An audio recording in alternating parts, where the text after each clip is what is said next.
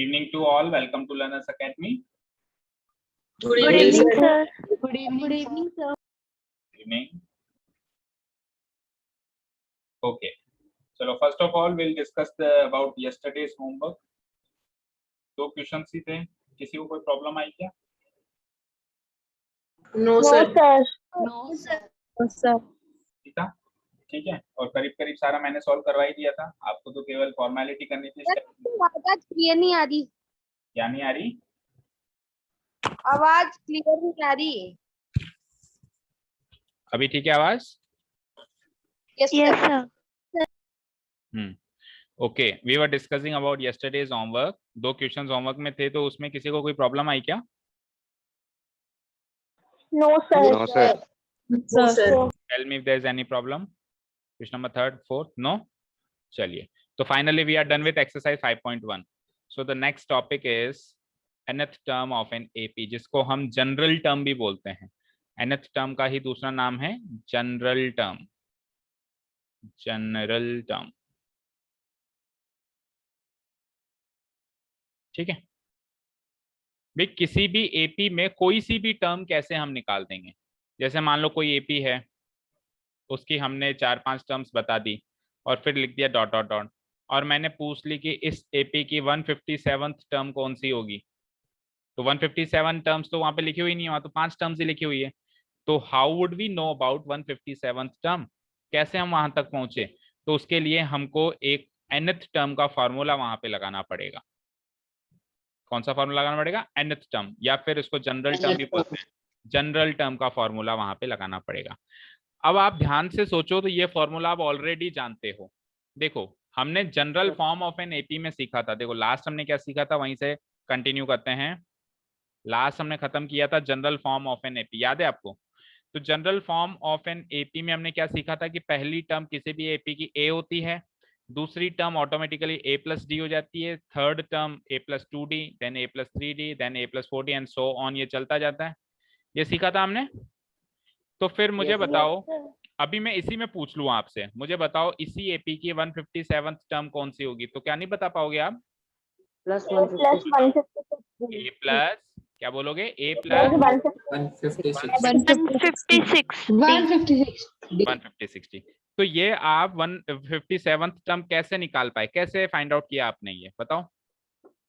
General form of AP का formula.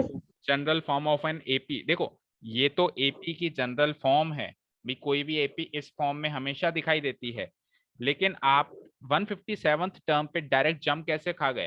कैसे मतलब आपने पता लगाया? आपने क्या किया? आपने क्या कहा, सर ए तो हमेशा आएगा ही आएगा. आएगा, सब में आ रहा है. देखो हर एक टर्म में आ रहा है. Yes, sir. फिर प्लस भी होगा ही होगा. बस फर्स्ट टर्म में ए है, बाकी सब में प्लस है ही सही. यहाँ पे भी प्लस होगा ही होगा. अब प्लस क्या होगा? हम जो भी टर्म फाइंड आउट कर रहे हैं, फॉर एग्जाम्पल हम 5th टर्म फाइंड आउट कर रहे हैं, तो 5 में से एक कम करके उतने डी प्लस होंगे. Yes, sir. तो हम अगर 157 नंबर की टर्म फाइंड आउट कर रहे हैं, तो उसमें से -1 करूंगा, 156, और इतने डी प्लस हो जाएंगे. ठीक है. तो देखो एक्चुअली हमने क्या किया, ध्यान से देखना. हमने क्या किया?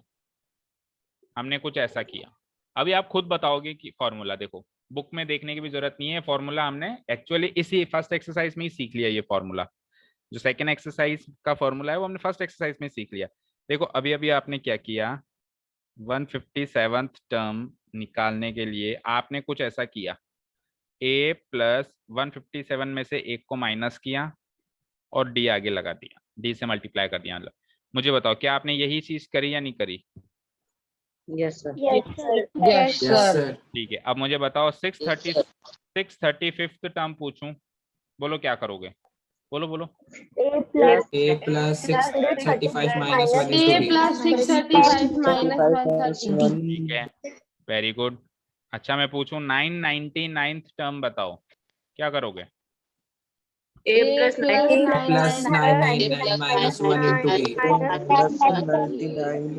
a. यही करोगे. अच्छा जी. अब इन तीनों एग्जांपल्स को मद्देनजर रखते हुए, ध्यान से गौर फरमाते हुए मुझे बताओ nth टर्म क्या लिखोगे? A plus n a plus n minus 1 -1 into d. Bingo, यही तो हमको सीखना है, यही तो है nth टर्म, यही तो हमको सीखना है। nth टर्म का फॉर्मूला ये लो, आपने खुद ने बनाया, मैंने नहीं बताया। अभी तक बताया मैंने आपको फॉर्मूला? नहीं बताया ना, आपने खुद ने बनाया। 157th टर्म में आपने 157 माइनस 1 किया, 635th टर्म के लिए आपने 635 माइनस 1 किया, 999th टर्म के लिए आपने 999 माइनस 1 किया, तो nth टर्म के लिए आपने क्या कर दिया? n माइनस 1 कर दिया। यानी कि कोई सी भी टर्म हमको निकालनी है उसको मैं n रख लेता हूं, जैसे कि n की वैल्यू में 999 भी रख सकता हूं, n की वैल्यू में 635 भी रख सकता हूं, n की वैल्यू में 157 भी रख सकता हूं, एंड सो ऑन, कुछ भी रख सकता हूं। मैं डायरेक्ट उस टर्म तक कैसे पहुंच सकता हूं? With the help of this formula, a plus जो भी टर्म निकाल रहे हो -1 इंटू डी। यही हमारी जनरल टर्म या nth टर्म कहलाती है। ठीक है, लिखिए, हेडिंग डाली सबने। The general term,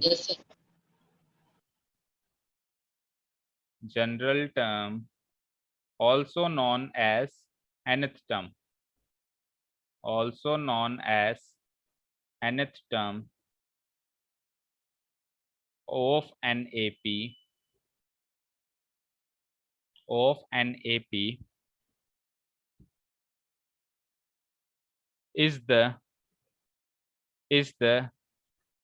sum of, is the sum of the first term। एक तो फर्स्ट टर्म तो सम होगी, sum of the first term, साथ में क्या ऐड होगा? और sum of the first term and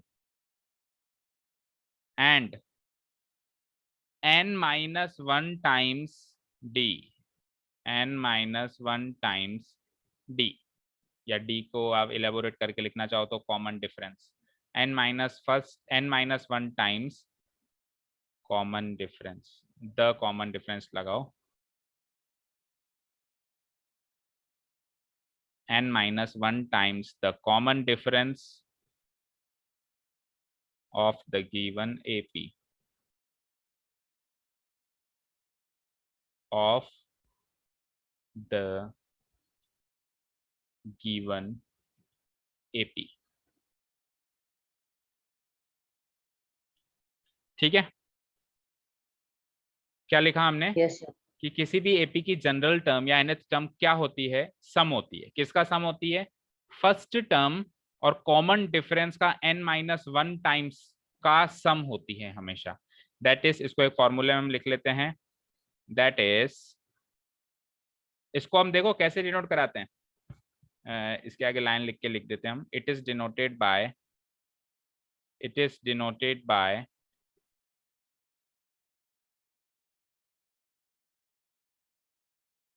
an, an से इसको डिनोट किया जाता है। जैसे a1 का मतलब फर्स्ट टर्म, a2 का मतलब सेकंड टर्म, a3 का मतलब थर्ड टर्म, तो an का मतलब क्या हो गया? nth टर्म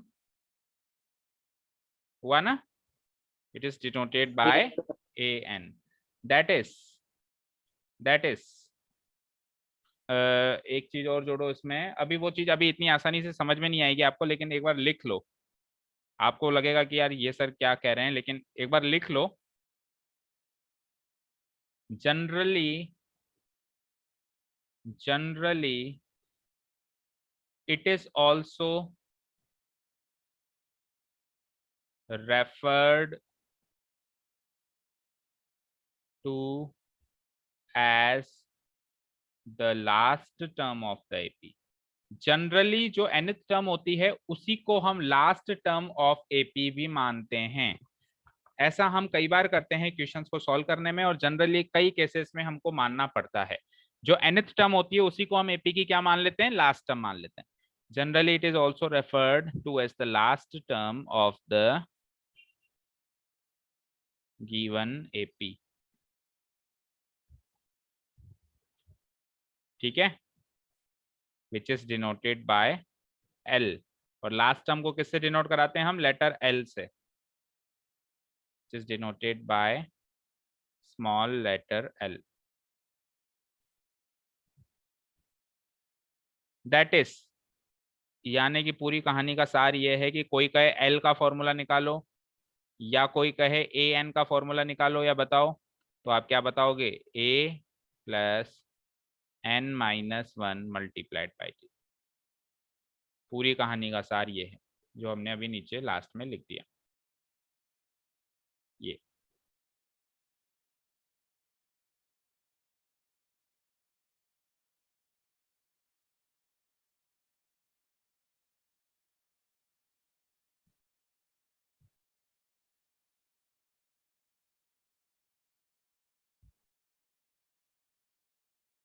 ठीक है, ये पूरी कहानी का सार मैंने इस ब्रैकेट में पैक कर दिया।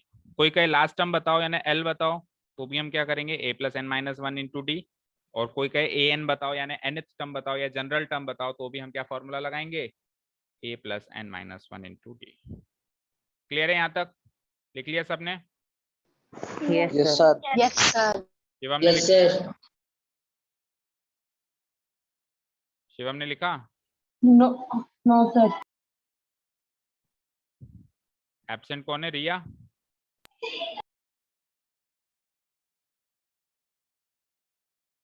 रिया ही है ना एब्सेंट, या और भी कोई है? सर हो गया। ओके,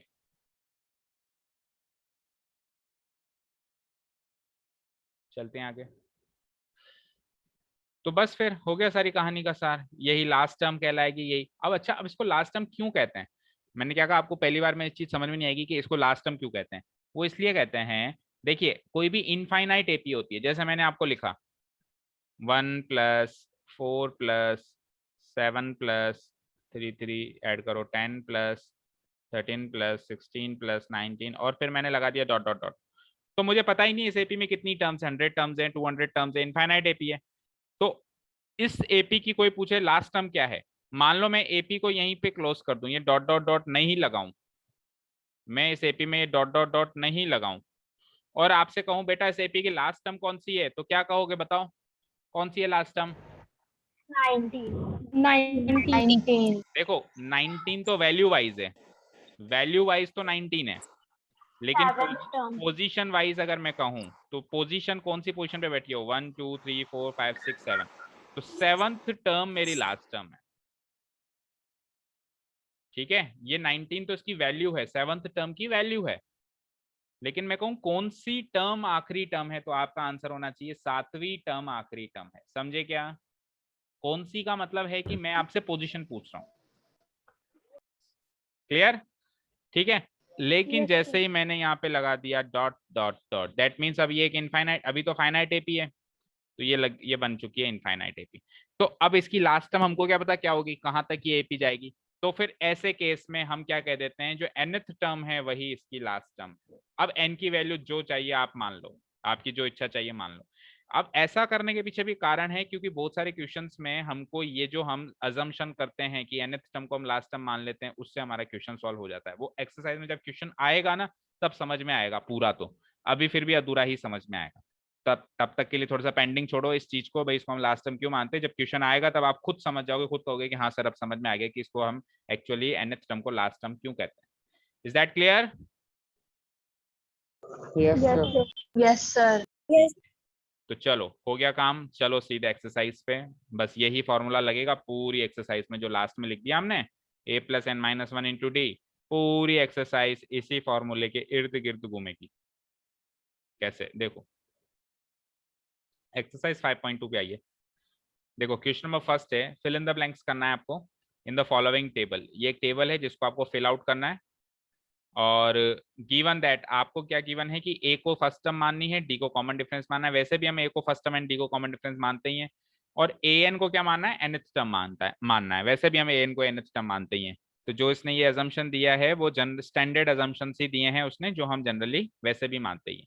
अब देखो क्वेश्चन नंबर 1 क्या है कि 7 है फर्स्ट टर्म ए, डी है कॉमन डिफरेंस 3, n है 8। अब n है 8 का मतलब देखो क्या मान सकते हो आप, यानी कि एक एपी चल रही है 1 2 3 4 5 6 7 8, उसमें मेरे को an की वैल्यू, देखो ब्लैंक यहाँ पर है ना, ब्लैंक कहां पर है, यहाँ पर। तो मुझे क्या चाहिए, an की वैल्यू चाहिए, यानी कोई nth टर्म चाहिए। मैं आपसे कह दूं कि बेटा मुझे 7वीं टर्म बताओ, आप बता दोगे सर 7वीं टर्म। मैंने कहा 10वीं टर्म बताओ, आप बता दोगे 10वीं टर्म कैलकुलेट करके।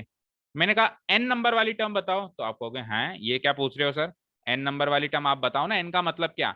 तो इसीलिए मैंने n का मतलब बता दिया, n का मतलब 8, इसका मतलब मैं 8वीं टर्म पूछ रहा हूँ, A8 पूछ रहा हूँ। समझ में आया क्या? n की वैल्यू 8 देने का मतलब ये है कि अब मैं आपसे 8वीं टर्म पूछूंगा। आपसे an पूछ लिया मैंने, an पूछ लिया और an की जगह मुझे 8 रखना है, दैट मीन्स मैंने आपसे A8 पूछ लिया, यानी एक्चुअली आपको 8वीं टर्म बतानी है पहले क्वेश्चन में। समझ आया? ठीक है। और अभी भी समझ नहीं Yes, आया sir. तो पहले क्वेश्चन को करने की एक अप्रोच रखो बस। आप क्या करो, हर एक क्वेश्चन में पहले के 5 पार्ट्स में आप केवल ये फॉर्मूला लगाओ। अब इस फॉर्मूले में बेसिकली आपको कितनी चीजें दिखाई दे रही हैं, गिन के बताओ। ये जो फॉर्मूला, 3 अच्छा 3 दिखाई दे रही है, मुझे तो 4 दिखाई दे रही है। सर 4 भाई ये भी तो एक वैल्यू है, 1 2 3 एंड 4, 4 वैल्यूज नहीं दिखाई दे रही सबको? सर दे बोलो, रही है। दिखाई दे रही है? भाई ये एक इक्वेशन बन गई ना, ये सर। एलएचएस है, ये आरएचएस है। तो इस इक्वेशन में अगर इन 4 में से कोई सी भी 3 वैल्यूज आपको दे दे, तो बची हुई वो वैल्यू जो बच गई, भाई 3 तो वैल्यू दे ही देगा आपको। देखो सब में 3 वैल्यूज दे रखी हैं, 1 2 3 बची हुई पूछ ली, इसमें 1 2 3 बची हुई पूछ ली, इसमें 1 2 3 बची हुई ये वैल्यू पूछ ली, 1 2 3 बची हुई ये वैल्यू पूछ ली, 1 2 3 बची हुई है। तो एनी 3 वैल्यूज आपको दे दे और लास्ट वाली जो बच गई, रिमेनिंग जो 1 बच गई, फाइंड द रिमेनिंग 1, तो क्या हम इक्वेशन में पुट करके नहीं निकाल सकते? 3 वैल्यूज को पुट करके एक बची टर्म वैल्यू नहीं निकाल सकते हैं? Yes, sir. निकाल सकते हैं। इजीली निकाल सकते हैं, इजीली, है ना? देखो करके देखते हैं एक आध क्वेश्चन। जैसे पहला क्वेश्चन ही है, पहला क्वेश्चन में है A7 D3 N8, start writing. Exercise 5.2 question number 1। Here it is given that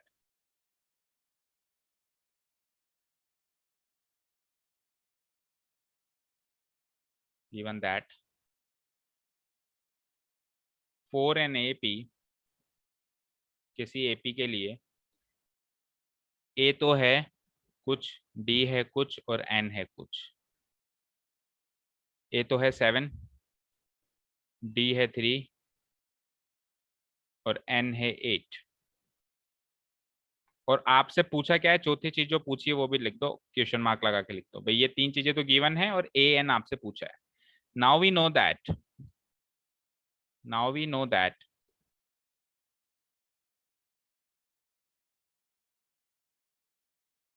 the nth term, या जनरल टर्म भी लिख सकते हो कुछ भी, the nth term of an AP is given by nth term of an AP हम कैसे show करते हैं, AN equal to A plus N minus 1 into D। इस इक्वेशन में जो जो वैल्यूज गिवन है वो पुट कर दो। मुझे बताओ AN की वैल्यू गिवन है क्या? No sir No, sir. Just it as it is AN, as it is लिखो AN। अच्छा A की वैल्यू गिवन है क्या? Yes, sir. 7। Yes sir N की वैल्यू गिवन है क्या? Yes sir. Yes sir and D की वैल्यू गिवन है क्या? Yes sir. Yes sir Yes, sir. 2 3 लिख देना इसको। ठीक है, अब इस इक्वेशन को हम सॉल्व करते हैं। तो AN तो वैसे ही मिसिंग है, एज इट इज छोड़ दो AN। आगे RHS में सारी वैल्यूज आ गई, इसको सॉल्व करो। अब सॉल्व कैसे करेंगे, पहले ब्रैकेट के अंदर 8 माइनस 1 क्या होता है, 7 इंटू 3। और अब क्या करेंगे अपन, पहले प्रोडक्ट करेंगे, 7 प्लस 7 3 जा 21, और 7 प्लस 21 क्या होता है बच्चों? 28। So this is our final answer. Therefore the value of AN is 28। Easy, काफी इजी चीज है।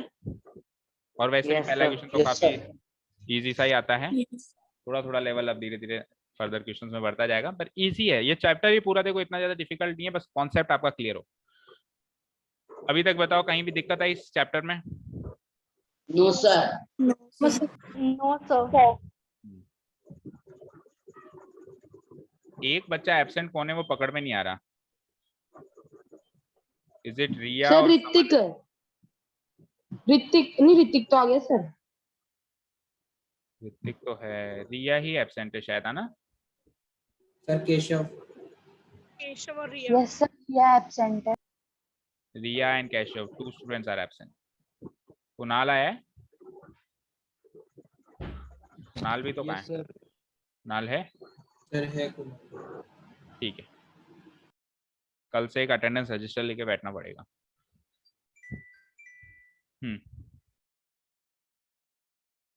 चलते हैं सेकंड क्वेश्चन पे। कर दूं उसको मैं डिलीट?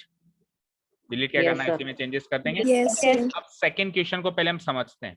देखो सेकंड क्वेश्चन में ए की वैल्यू गिवन है, दैट इसका मतलब है फर्स्ट टर्म तो आपको गिवन है, एन की वैल्यू भी गिवन है यानी 10, और ए एन की वैल्यू गिवन है 0, यानी कि एन की वैल्यू 10 का मतलब हो गया, एन की वैल्यू 10 का मतलब हो गया 10वीं टर्म, 10th टर्म जो है वो 0 है, ये गिवन है भाई। ए एन की वैल्यू 0 गिवन है और एन की वैल्यू 10 रखनी है, यानी ए 10 0 हो गया, इसका मतलब 10th टर्म 0 हो गई। और आपको फाइंड आउट क्या करना है, कॉमन डिफरेंस। समझ गए क्या? Yes sir. ठीक है, Yes.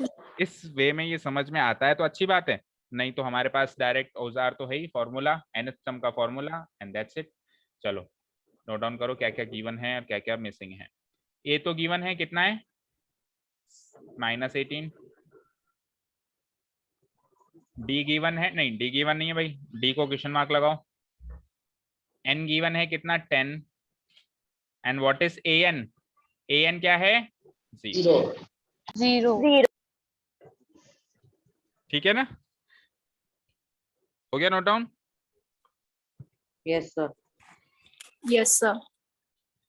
यस ओके चलो अब आगे क्या करेंगे, हम वही nth टर्म का फॉर्मूला लिखेंगे। We know that the nth term of an AP is given by, ये फॉर्मूला लिख दिया मैंने।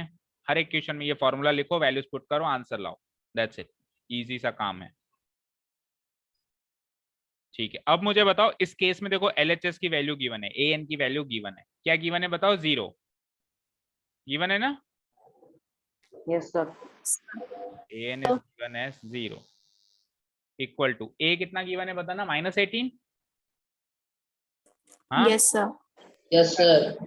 एन भी गिवन है शायद, एन गिवन है क्या, 10 है ना, यस सर। 10 यस।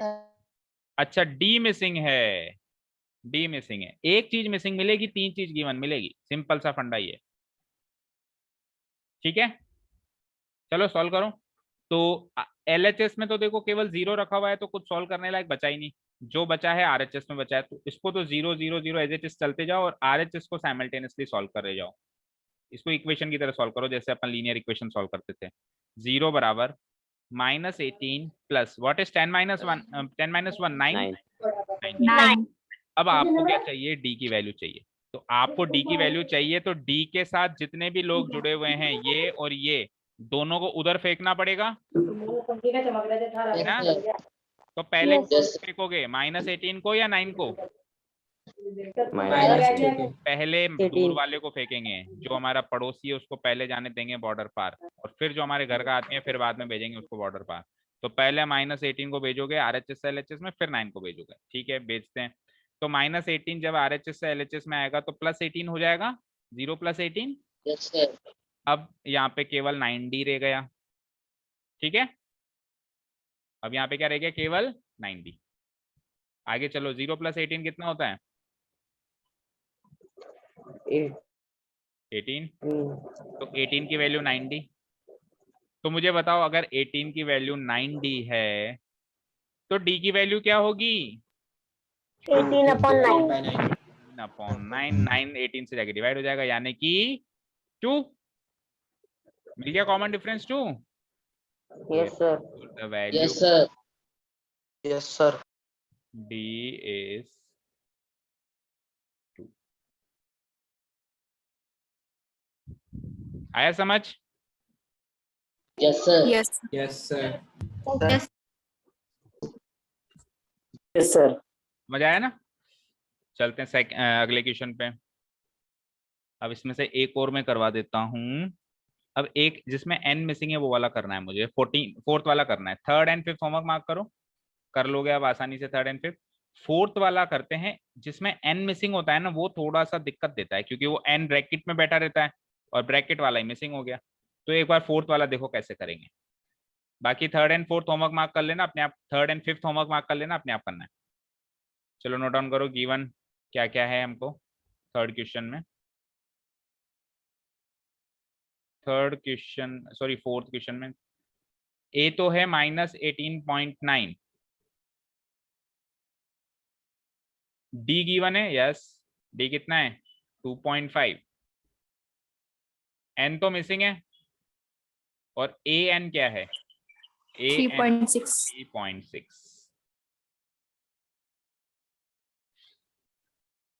क्लियर यहां तक? Yes, sir. ठीक है, तो we know that the nth term of an AP formula लगाएंगे a n equal to a plus n minus 1 into D.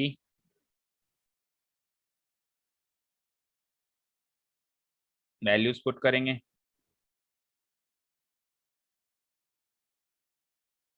ठीक है। तो ए एन की वैल्यू क्या है बोलना 3.6। 3.6. ए की वैल्यू क्या है माइनस -18.9. 18.9, ठीक है जी, प्लस एन तो मिसिंग है, ठीक है, और डी डी कितना है इंटू 2.5. यहाँ तक नोट डाउन कर लिया। Yes, sir. Yes. Yes, sir. तो बेसिकली मुझे इस तरह की एक इक्वेशन सॉल्व करनी है जिसमें एन मिसिंग है। तो देखो इस इक्वेशन को सॉल्व करने की मैं आपको दो अप्रोच बताऊंगा, ठीक है, दो अप्रोचेस मैं आपको बताऊंगा, आपको जो पसंद आए आप वो अप्रोच चूज कर सकते हैं। तो पहले मैं थोड़ी सी ट्रेडिशनल अप्रोच बता रहा हूँ। ट्रेडिशनल मतलब जो एक्चुअली करना चाहिए, जो एक्चुअली बुक्स में दिखाते हैं, मतलब जो सीधा सा तरीका है उस वो वाली अप्रोच बताऊंगा। तो सीधा सा तरीका क्या कहता है कि सबसे पहले ब्रैकेट्स वालों चीजों को सॉल्व किया जाता है। तो ब्रैकेट्स वाली चीजों को सॉल्व करेंगे तो एन में से 1 तो माइनस होगा नहीं, तो हम क्या करेंगे 2.5 को n से मल्टीप्लाई करेंगे और 2.5 को 1 से मल्टीप्लाई करेंगे। करो ये 3.6 as it is -18.9 plus 2.5 into n हो जाएगा 2.5n, राइट, और 2 माइनस लगा हुआ है बीच में, और 2.5 इंटू 1 हो जाएगा 2.5। अब RHS के अंदर ये और ये सॉल्व हो सकते हैं। Yes, sir. 2.5n तो डिफरेंट नेचर का टर्म हो गई, ये तो Yes, सॉल्व sir. होगी नहीं, इन दोनों Yes, को आप आपस में तो सॉल्व करो 3.6 तो -18.9 माइनस 2.5 क्या होगा बताओ, सॉल्व करके बताओ दोनों। Plus. प्लस होगा, Plus.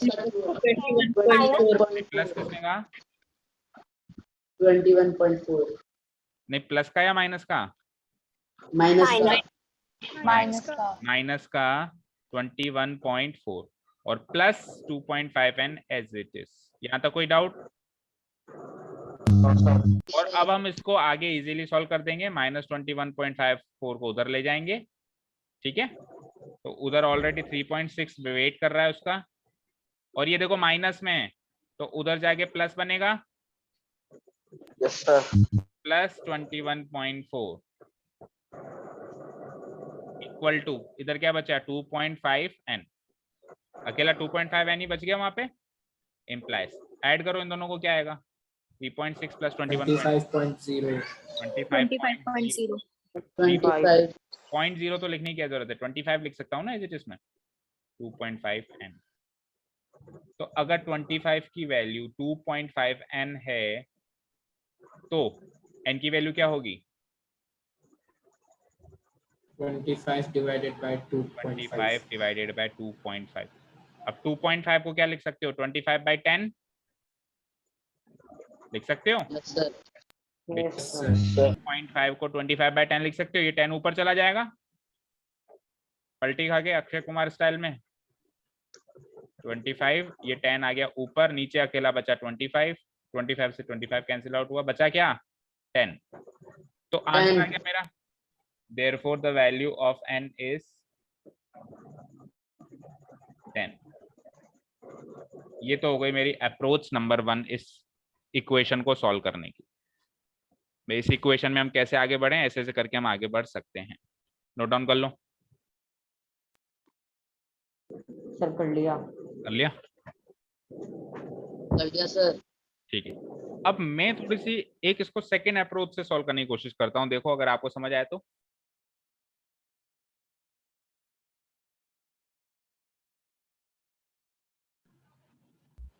आवाज आ रही है? Yes sir. Yes, sir. Yes, sir. ठीक है, Yes, sir. तो चलते हैं अप्रोच नंबर 2 में, यहीं पे लाइन खींच के साइमल्टेनियसली सॉल्व करके बताता हूँ। देखो फिर आपको जो भी अप्रोच पसंद लगे आप कर सकते हो।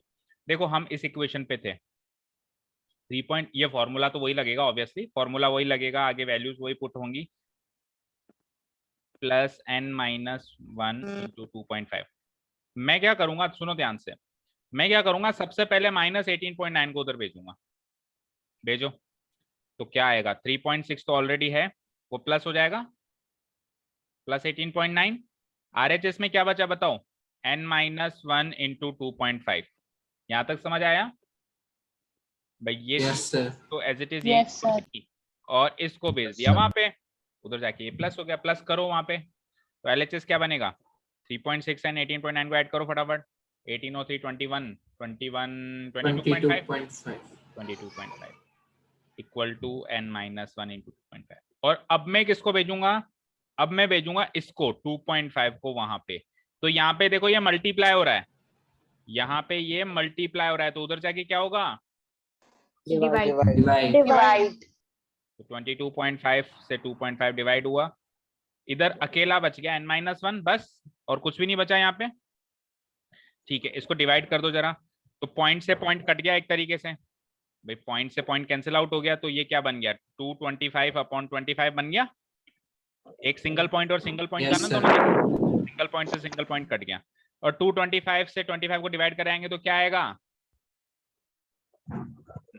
25 की टेबल नहीं आती, 25 9 जा 9. तो ये हो जाएगा मेरा 9 इक्वल टू n-1। अब देखिए, अब आप जब n की वैल्यू निकालेंगे तो ये -1 उधर जाके 9 से क्या हो जाएगा, +1, Yes, sir. है ना, तो n की Yes, वैल्यू sir. क्या हो जाएगी, 9 Yes, sir. + 1। तो यहाँ से भी देखो आंसर वही आ रहा है 10, यहाँ से भी आंसर 10 ही आ Yes, रहा है। sir. Yes, sir. ठीक है, तो ये दो तरह की अप्रोच हैं यहां से आगे बढ़ने की, इस कदम से आगे बढ़ने की ये दो अप्रोच हैं, एक तो ये अप्रोच नंबर 1, ये अप्रोच नंबर 2। आप चाहो जैसे आगे बढ़ सकते हो, जो आपको इजी लगे, जो आपको सुटेबल लगे, और जो आपको समझने में अच्छा लगे। मैंने दोनों करवा दिया, और ये जब n मिसिंग होगा तभी होगा, जब बाकी चीजें मिसिंग है, जैसे ये मिसिंग है, ये मिसिंग है, या ये मिसिंग है, तब तो वो एक ही सिंगल ही अप्रोच चलती है, और वो थोड़े इजी भी होते हैं, उनमें दिक्कत भी नहीं आती वैसे भी। क्लियर है यहाँ तक? Yes, sir. Yes, sir.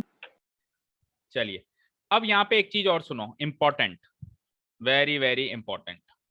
जितने भी क्वेश्चन हमने 3 तो कर लिए क्वेश्चन, 2 होमवर्क है ना, जितने भी क्वेश्चन हमने किए उसमें आपने एक चीज नोटिस करी क्या, कि ए, डी और an चाहे से पॉजिटिव भी हो सकते हैं, चाहे से नेगेटिव भी हो सकते हैं, चाहे से पॉजिटिव भी हो सकते हैं, चाहे से नेगेटिव भी हो सकते हैं, चाहे से पॉजिटिव भी हो सकते हैं, चाहे से नेगेटिव भी हो सकते हैं, इवन डेसिमल में भी हो सकते हैं, जैसे ये पॉइंट में आ रहे हैं, है ना।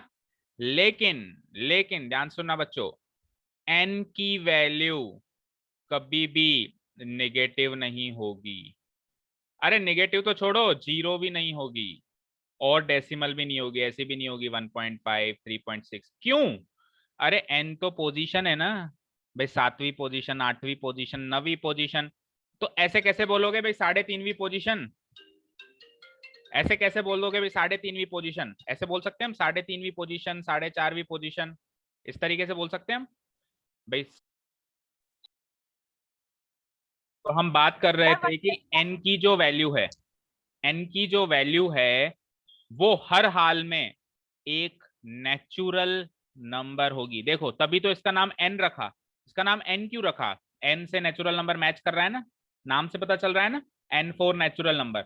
और नेचुरल नंबर कौन कौन से होते हैं, 1 2 3 4 5 एक्सेट्रा, यही होते हैं नेचुरल नंबर। बोलो, Yes, sir. नेचुरल नंबर में जीरो भी नहीं आता है, Yes, sir. जीरो भी होल नंबर में आता है, याद रहे, जीरो भी नेचुरल नंबर में नहीं आता, नेचुरल नंबर 1 से स्टार्ट होते हैं। नेगेटिव भी नहीं आते और बीच के भी नहीं आते। फॉर एग्जांपल 1 और 2 के बीच में 1.5 या 2 और 3 के बीच में 2.2, इस तरह के नंबर्स भी नहीं आते। तो n की वैल्यू हमेशा एक नेचुरल नंबर होगी। इसका रीजन ये है क्योंकि n जो होती है वो पोजीशन होती है। n जो है पोजीशन का नाम होता है। फॉर एग्जाम्पल मैं वापस उसी एपी को लेता हूं जो हमने स्टार्टिंग में ली थी, 1 4 7 10 13 16 19। तो देखो ये फर्स्ट टर्म थी तो ये A1 था ना, ये सेकंड टर्म थी ये A2 था, ये थर्ड टर्म थी A3, A4, A5, A6, A7। मुझे बताओ n क्या है? n यही तो है, ये 1 2 3 यही तो n है। बताओ मुझे। Yes sir. तो n है ना। Yes n sir. की देखो मिनिमम वैल्यू 1 से स्टार्ट हुई और फिर वो इंटीजर वैल्यू में बढ़ रही है 2 3 4। क्या कहीं पर भी A0 टर्म आया क्या? बताओ। No sir. क्या कहीं पर भी A3.7 ऐसा कोई टर्म आया क्या? नहीं। No sir. या तो आएगा A3 आएगा A4। समझे क्या? तो इस फॉर्मूला के अंदर n जो है कुछ भी हो जाए नेचुरल नंबर होगा, बाकी ये 3 जाए बाढ़ में, ये प्लस माइनस कुछ भी हो मतलब नहीं है, डेसिमल हो मतलब नहीं है, कोई दिक्कत नहीं है। लेकिन n पर जरा गौर फरमाना, अगर n आपका नेचुरल नंबर नहीं आ रहा है समझ जाना आपने कहीं ना कहीं गलती करी है। ये अपने आप में ही क्रॉस वेरीफाई करने का एक तरीका बन गया। समझ गए? Yes, yes sir. Yes sir. Sir. तो आप देखो वहां पे क्वेश्चन के अंदर भी जो हमारे पास पहला क्वेश्चन है, एक ही क्वेश्चन में n मिसिंग है और बाकी सब क्वेश्चन में n गिवन है। तो आप देखो सारे क्वेश्चन में जो n गिवन है नेचुरल नंबर है या नहीं है, चेक करो। Yes, sir. है। और इवन जो फोर्थ क्वेश्चन में मिसिंग है तो वहां पे जो हमारा आंसर आया वो भी तो एक नेचुरल नंबर आया। Yes, sir. आया ना? Yes sir. तो याद रहेगी ये चीज, इस चीज को हम नोट डाउन करेंगे बिल्कुल। जहां पे हमने nth टर्म लिखा था उसके नीचे एक नोट डाल के लिखिए।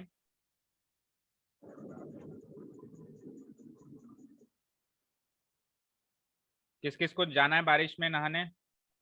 कौन कौन है जो मुझे मनी मन गालियां दे रहा है? दूर से देखने से एक तो एंजल गालियां दे रही है, सर छोड़े तो मैं जाऊं, सर छोड़े। शिवम को जाना है एक तो नहाने, और शिवम सुबह नहीं नहाया था क्या? सर मुझे भी सर छत के नालों पे पत्थर लगा गया, शिवम- छत हल्की फुल्की लेकिन देखने तो शिवम तो जाना शायद तो 6 महीने से नहाया ही नहीं है, बारिश का वेट कर रहा है, राइट? नहीं सर सुबह ही नहाया हूँ पूरी 3 बाल्टियों से। अच्छा 3 बाल्टियों से, चलो ठीक है। सर चाहिए भी उतनी उसके लिए। चलो एनीवेज, चलो देखो, चलो स्टॉप स्टॉप, देखो अब एक नोट लिखो फिर छुट्टी, फिर आप भी नहाने जाओ, सब लोग जाओ। नोट हम ये डालेंगे, the value of n, the value of n in the above given formula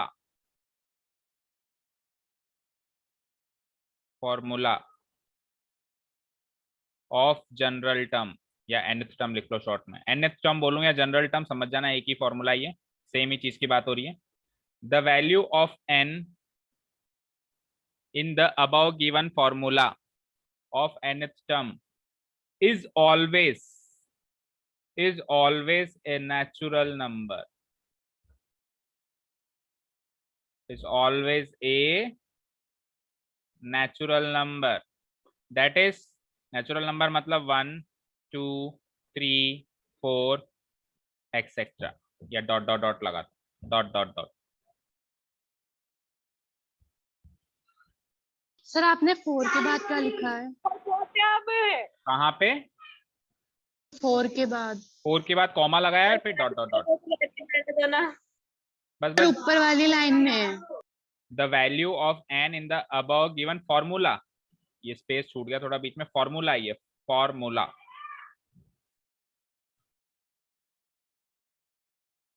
अभी क्लियर है? ठीक है। Yes, sir. Of nth term is always a natural number, that is 1 2 3 4 dot dot dot. यहाँ तक हो गया? Yes Yes, sir. यहाँ तक हो गया सभी का? Yes sir. और ये जो n है, ये जो n है, इस n को जनरली हम natural, n for natural number तो याद रहेगा ही रहेगा, n for number of terms भी याद रखना। इसी n को हम जनरली नंबर ऑफ टर्म्स के लिए भी इसी लेटर को डिनोट कराते हैं। एंड नीचे लिखो एक last line, and the letter n is also used to refer the number of terms, नीचे लिखता हूं ना, number of terms is also used to refer the number of terms used in the AP.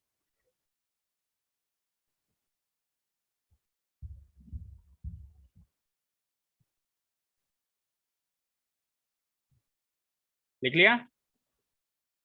Yes, sir. Yes, sir. चलिए that's it. अब अपन एक बार homework को discuss कर लेते हैं। क्वेश्चन नंबर कौन कौन सा था होमवर्क?